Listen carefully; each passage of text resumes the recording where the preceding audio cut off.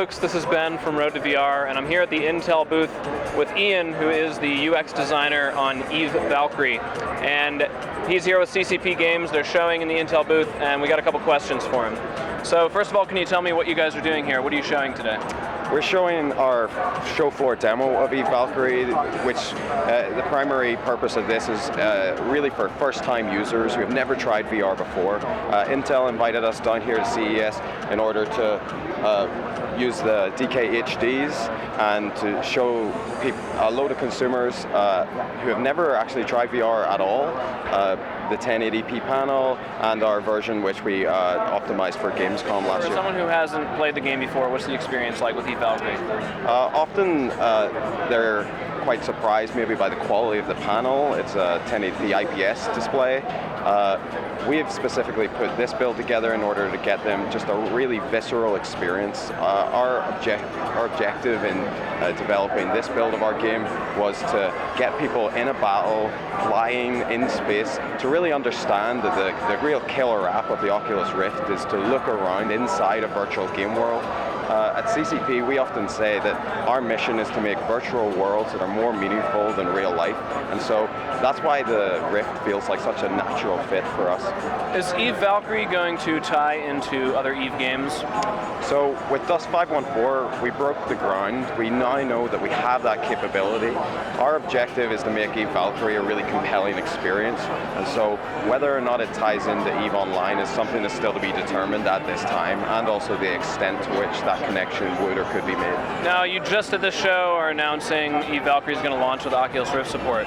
Is it going to be supported on standard monitors as well? At this time, that's what we're saying. We're on the Oculus Rift, we're on PC. Okay. We're not going to talk in detail about platforms yet, but we can definitely confirm that Oculus Rift and PC, which for us is our core audience for the PC, and so we're really excited to be able to announce that news. And what input are you targeting? Are Oculus players expected to play with keyboard and mouse? Or are you going to do joysticks and joypads? Currently, because of the limitations of VR, we find that using gamepads is a really compelling experience. We've done experimentation with joysticks and so on, but we're really focusing on making the game. It will probably be in the future at a later date when we'll really be able to advise people the best input device for them. Also, there are some really exciting input devices on the horizon, and so we'll also be trying those as well, because we want to be able to give people a choice, but also for them to use the best device. Okay. And let's get a little bit technical here. So what build are we looking at? Where are you in the production?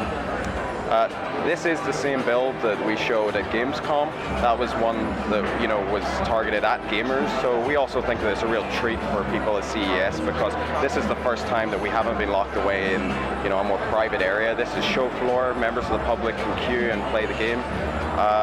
Obviously, back in Newcastle, where we're building the game, we have a lot of things cooking, and we're going to be able to tell people a lot more about that in the coming months. Okay. Can I ask you just a general idea? How far beyond this build have you guys worked? Is this a few months of extreme work? Is it very different now? We have got over 20 developers working full time, and I mean real developers, artists, designers, programmers, and so you can surmise that there is a lot of work is going on back in the kitchen, But as far as details for features, we are expanding the game. So you can take what you see here, and people can work out for themselves that there is going to be a much richer game, a lot broader game as well. But the specific details about what those features will be, we're going to speak about that in the near future. So how is developing for VR different than a normal game? Do all the development members have a dev kit that they can pop on to look at their work, or is that something where they work and then check it out later? We all have a kit. It's really important that you're able to have a really quick turnaround whenever you've got something on screen. You have to make educated judgment on how that's going to look in VR, but then you have to very rapidly check to confirm that it's all working. I do a lot of the UI design for Eve Valkyrie, and this is for us real breaking ground, so we often have to check it out immediately, back and forth. It's rinse and repeat, and it is different, but we do have all the tools that we need to develop a game completely in VR. And just out of curiosity, are you guys using the Oculus latency tester to verify that your game engine is really tight for VR? We do have one of those. So we've got some questions from the Reddit community for Ian here. First person wants to know about the low persistence. I know you can't talk a lot about that, but so for those who don't know, Oculus is demoing the Crystal Cove prototype, and in the demo, they're showing a version of Eve Valkyrie where you can toggle on and off the low persistence feature. Did you guys work with them to develop that, or did they take your build and add on the low persistence toggle themselves? Yeah. I mean, Oculus, that's really their invention. We give them as much support as we can. For us, we're just really excited that this is going to, it's a huge step in the right direction for eliminating many of the feelings that really break the immersion of a reality. Of course, motion blur is one of those really big effects that is missing in reality, and then we really want to kill that off to make sure that that's not present in our virtual reality as well.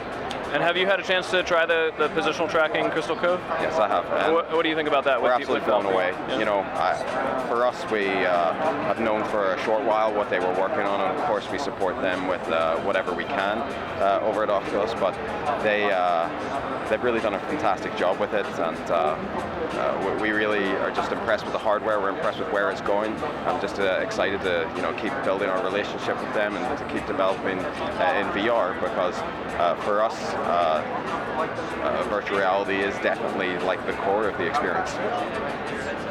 And our next question. Do you have any single-player content planned for Eve Valkyrie, aside from multiplayer? As it stands, it's a multiplayer game. We can't really go into any details about what features the game may or may not have in the future, but we find that as a multiplayer game, it's really successful, and people really enjoy that ability to share that experience with others. Any plans with having ships with multiple pilot seats so that you could do a multi-role thing with 2 players or more? There's going to be a lot of experimentation going on in the next few months. We're not going to rule out anything. Well, maybe some things, but definitely as far as where the game could go, if we feel like it's a fit for the universe and it also has positive gameplay aspects to it, we wouldn't rule that out at this stage. Some people are asking, will the game look as good as the trailer did? That is the visual target, and so we're going to be doing everything that we can to make sure that our game looks visceral, dark, and truly is a game that really is going to take advantage as much as possible of this platform, and of course, you know, with Valkyrie, it's a very different experience from EVE Online, although it is set in the EVE universe. So there are a lot of attributes that are positives that we're going to want to aim for over the next few months. So are you building Valkyrie from scratch, or are you using the engine and assets from EVE Online, or even Dusk? The game itself is like a clean start. However, we can use those art assets, and we really should and could. We don't have a colossal art team on Valkyrie, but we have a really big art team in EVE proper, and so yes, we do use those assets, but often with VR we have to do a lot of work ourselves to make them work for our game. The cockpits, of course, are a completely new build. Those cockpits did not exist in that detail in the EVE Online, but they do for Valkyrie. So there will be lots of Valkyrie-specific and Valkyrie-exclusive content. And our final question, how do you plan to compete or differentiate yourself from other online games coming out like Star Citizen, or I'm sorry, other sci-fi shooting games? We're really excited that this genre is having a massive resurgence. You know, we at CCP are big space sim fans, and so we'll definitely be playing those games. A couple of our, you know, original Eve Valkyrie developers are Star Citizen backers as well. So we're really excited to see what those games can do. Of course, we have our own way to do things, and that's what we're going to aim for. And we're going to try and, you know, focus on making the game that we want to build. We are also, you know, of course, big fans of the EVE universe. It's the universe that we build, and we have our own approach. And let's just see, you know, what we all come up with. And I think it's good for the ecosystem. It's good for the genre, and we're really excited. Great. And when can we expect to hear more from you guys about Eve Valkyrie? Over the coming months, there will be some very major news about what we're doing. We're going to be able to show people a lot more of what we're doing. But you know, game development can be a slow process, so when we're ready, we're going to be able to talk to people who are following the project in a lot more detail, be able to get them really excited about what's coming up. Great. Well, thanks so much for chatting with us, Ian. I appreciate it, and enjoy the rest of the show. Thank you, Ben.